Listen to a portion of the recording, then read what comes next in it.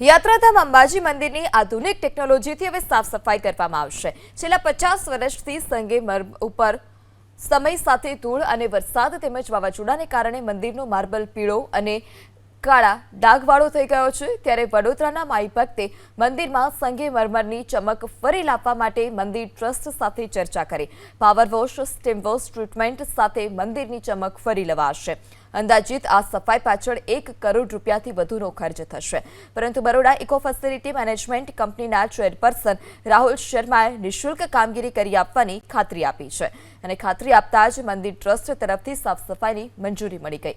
180 દિવસમાં આ કામગીરી પૂર્ણ કરવાની કંપની તરફથી ખાતરી અપાઈ છે।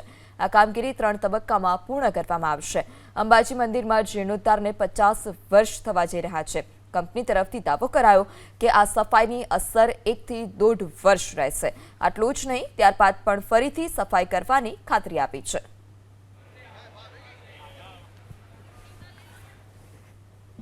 આપણે રાહુલભાઈ શર્મા ઇકો ફેસિલિટી એમની જે કંપની છે એના દ્વારા સેવાના ભાગરૂપે, મદદના ભાગરૂપે અંબાજી મંદિર ખાતે તેઓ સેવા આપી રહ્યા છે। આ માર્બલનું બિલકુલ ક્લિનિંગ કરી અને એની ઉપર મિરર પોલિશ કરવાનો આખો એમનો જે મેન્યુઅલી થાય છે માણસો દ્વારા, એ તેઓ કરી રહ્યા છે ઘણા સમયથી। અને જેમ જેમ આગળ પોલિશનું કામ થાય, સફાઈનું કામ થશે, એમ તેઓ પોલિશ પણ કરશે।